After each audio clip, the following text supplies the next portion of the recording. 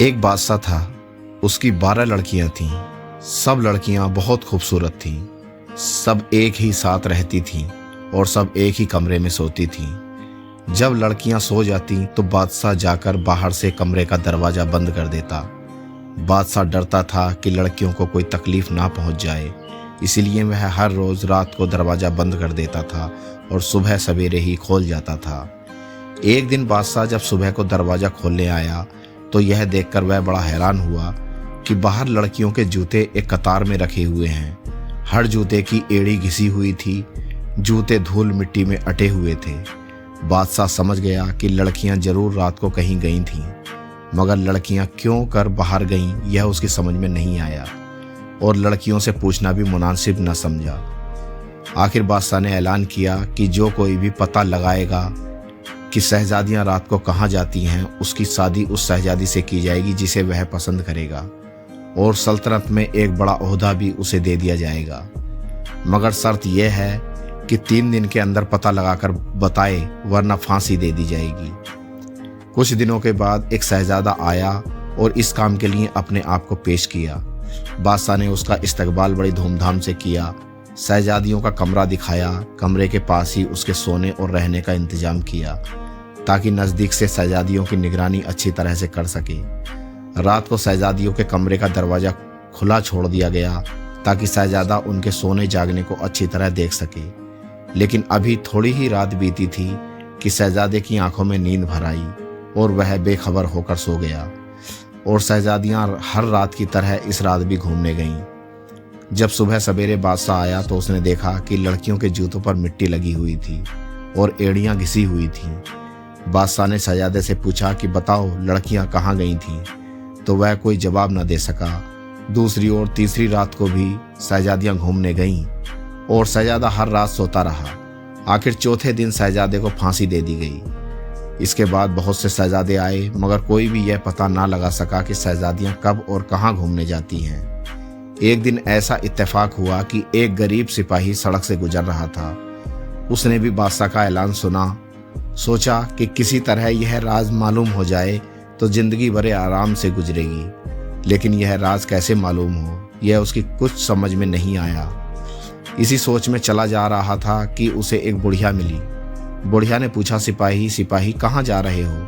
सिपाही ने जवाब दिया, यह तो मुझको भी नहीं मालूम, मगर दिल यह चाहता है कि किसी तरह शहजादियों के घूमने का राज मालूम हो जाता तो बड़ा अच्छा होता। बुढ़िया ने कहा कि यह तो कोई मुश्किल काम नहीं, बस तुम हिम्मत कर लो तो बेड़ा पार है। देखो, रात को खाने के बाद लड़कियां शराब भिजवाएंगी। वह शराब ना पीना, उसके पीने से बड़ी गहरी नींद आती है। बस तुम हरगिज शराब मत पीना। बिस्तर पर लेटते ही सोता हुआ बन जाना और जाहिर करना कि तुम गहरी नींद में सो रहे हो, ताकि शहजादियां बेवकूफ़ होकर घूमने जा सकें। और यह लिबादा भी अपने साथ ले जाओ। इसमें खास बात यह है कि जब तुम इसको ओढ़ लोगे तो तुम्हें कोई भी नहीं देख सकता और तुम सबको देख सकते हो। जब बुढ़िया सब कुछ समझा चुकी तो सिपाही की हिम्मत और बढ़ गई। वह बादशाह के पास खुश होकर गया और कहने लगा, बादशाह सलामत, मैं पता लगाऊंगा कि शहजादियां रात को कहाँ घूमने जाती हैं। बादशाह ने सिपाही को उम्दे कपड़े पहनाए और शहजादियों के कमरे के पास ले जाकर उसके सोने का कमरा दिखा दिया। शाम होते ही एक शहजादी शराब का प्याला लिए हुए सिपाही के पास आई और हंसकर पीने को कहा। सिपाही ने शहजादी के हाथ से शराब का प्याला ले लिया। शहजादी प्याला देकर चली गई। उसके जाने के बाद सिपाही ने शराब नहीं पी, सिर्फ पीने का दिखावा कर दिया और चारपाई पर लेटते ही गहरी नींद में सोता हुआ बन गया। शहजादियां यह देखकर बहुत खुश हुईं। आधी रात के करीब शहजादियां उठी, कपड़े बदले, बाल संवारे और घूमने जाने के लिए तैयार हो गईं। सिपाही अपनी चारपाई पर लेटा हुआ यह सब देख रहा था। शहजादियां हंसती हुई कमरे से बाहर निकलीं और घूमने के लिए जाने लगीं। सिपाही चुपके से उठा, लिबादा ओढ़ा और शहजादियों के पीछे हो लिया। थोड़ी दूर चलने के बाद सबसे छोटी शहजादी बोली, मुझे डर लग रहा है, न जाने आज क्या बात है कि दिल खुश नहीं। बड़ी शहजादी ने कहा, तुम बस यूं ही डर रही हो, कोई बात नहीं। यह कहते हुए तमाम शहजादियां एक बाग में पहुंच गईं। बाग के सारे पेड़ निहायत ही खूबसूरती से बराबर लगे हुए थे। पत्तियां चांदी की तरह सफ़ेद थीं। सिपाही ने एक पेड़ से छोटी सी टहनी तोड़ ली। टहनी तोड़ने से आवाज़ पैदा हुई छोटी शहजादी सहम गई और दूसरी बहनों से कहने लगी, क्या तुम लोगों ने यह आवाज़ नहीं सुनी? आज जरूर कुछ न कुछ होने वाला है।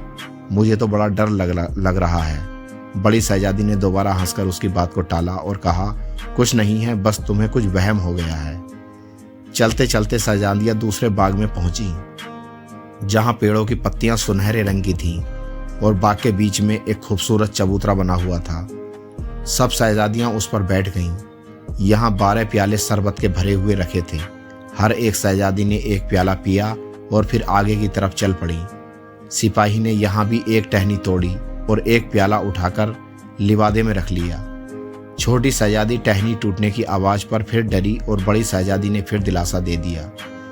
थोड़ी देर के बाद शहजादियाँ एक दरिया के किनारे पहुंची, जहाँ 12 कश्तियाँ किनारे पर लगी हुई थीं और हर एक कश्ती में एक शहजादा बैठा हुआ था। शहजादियाँ एक एक कश्ती में बैठ गईं और दरिया के बीच में जाकर मौजों का तमाशा देखने लगीं। सुबह होते होते शहजादियाँ वापस आकर सो गईं। बादशाह ने सुबह शहजादियों के घूमने का हाल सिपाही से पूछा। सिपाही ने तफसील से तमाम जगह बता दी और सबूत के तौर पर पेड़ों की टहनियाँ और प्याला पेश कर दिया। बादशाह ने लड़कियों को बुलाकर पूछा कि सिपाही जो कुछ कह रहा है क्या ये सही कह रहा है? लड़कियों ने कहा, हाँ, यह सच है। बादशाह ने अपना मुकर्रर किया हुआ इनाम देने का ऐलान कर दिया।